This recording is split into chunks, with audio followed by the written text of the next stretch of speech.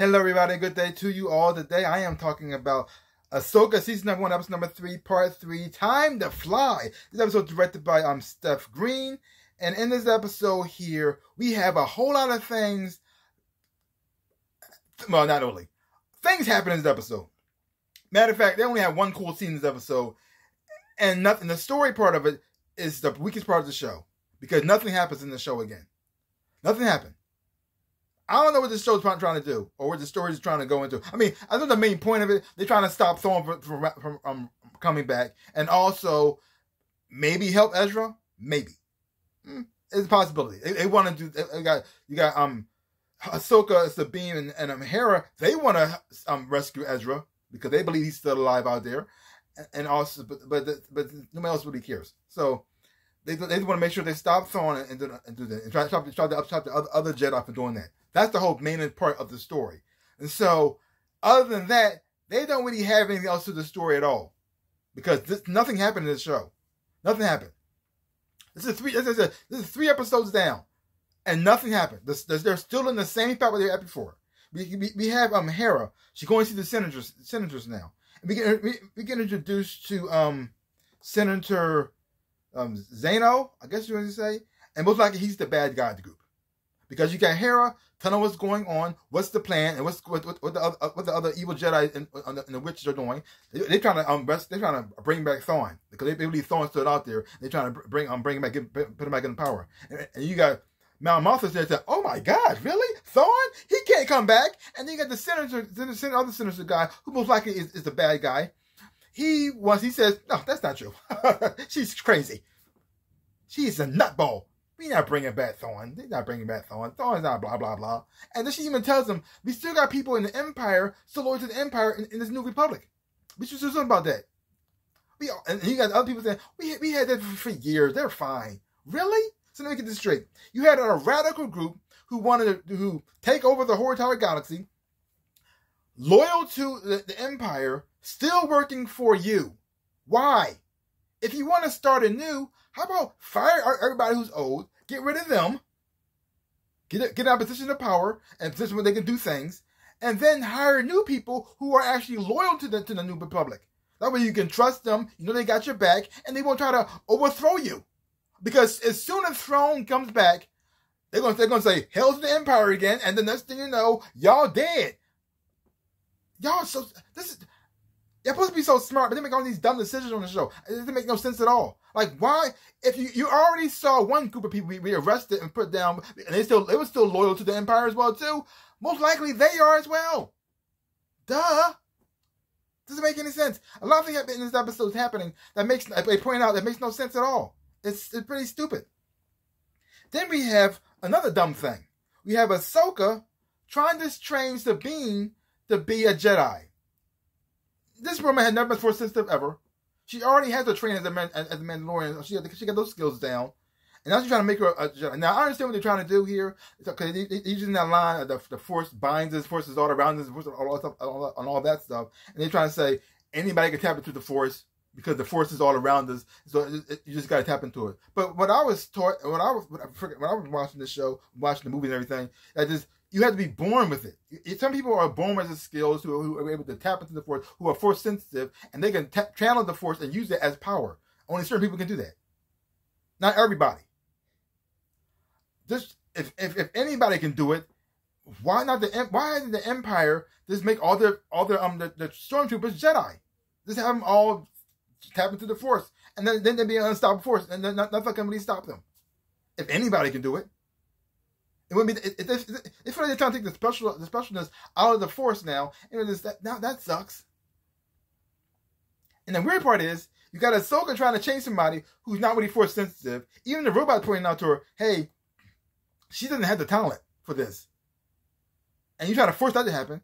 And then meanwhile, you got Hera and her son, Jason, who's the son of Kanan, who was a Jedi and force sensitive. Most likely his son has those abilities as well too. She could be training him.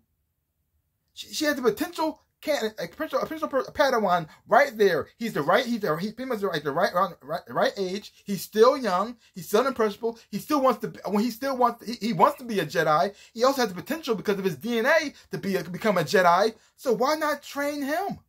If you want a Padawan so badly, train him. You're just going to ignore him altogether and then focus on Sabine? Why? It makes no sense. The only thing I can see is, the only reason it focuses on her because Sabine's a girl and he's a boy. It doesn't make no sense at all. So a potential candidate, you actually could have the potential to become a Jedi user, nothing, and then focus on Sabine. Most likely, she's gonna get the power eventually. I can see it happening right now. I can see it coming. And the thing is, though, I hope it's not going to be at the expense of Ezra. I hope it's not, because they've been mentioning Ezra a lot in this series, and so far they haven't shown him other than that little hologram. And I didn't see all of Star Wars Rebels. I did watch it. I'm starting to watch it. I'm starting watching it again. I'm watching right now. I'm watching the Clone Wars from beginning to end. Because I didn't watch all of them either. I kind of skipped out on certain seasons, and I kind of went in and out. But this time I watched it from the whole thing. I watched the Star Wars, the Clone Wars. Then I'll move on to the Rebels. But for what I did see, I thought for sure that Sabine and Ezra were a thing, like an item. They were he was attracted to her and she was attracted to him, and they got rid of that in one line. He said, "I think of you as a sister." I thought that was kind of weird. Okay. And so now they're gonna bring up this kid who they're not gonna use, as they mentioned Ezra, and I can see him coming back so that they can kill him off. I hope they don't do that direction. I hope they don't bring back Ezra. They finally do find him, and then they kill him off, and this is what triggers Sabine to get her Jedi powers. I hope they don't go in that direction. I please don't hope they go in that direction. Please don't, because in a way, I don't want Sabine to get Jedi powers. I don't want it to happen. Not because I don't like the character, I really do, but it feels like it makes the Force feel cheap if you do it like that. Just give it to anybody because you just want it. Now, who won't want to be a Jedi? It's just that either you can or you can't. And that's pretty much it. Either you're born with it or you're not. You can't just make it happen because you want it to happen. That's not how it works. Like, this is going to change all the rules now because this doesn't make no sense at all. The show's not going anywhere. But on the positive sides, though, the visuals are amazing. I really do enjoy that as well. I mean, looking at it, the special effects and all that, CGI is done quite well. When the initial space balls coming through, it was beautiful. And then also the dogfight they had in here with Sabine and Ahsoka fighting off the evil Jedi girl looked amazing. And then having Ahsoka out there in space fighting off those jet I'm using the Force to fight off all those jet pilots out there fighting off the beam. That looked pretty cool. But there's no story.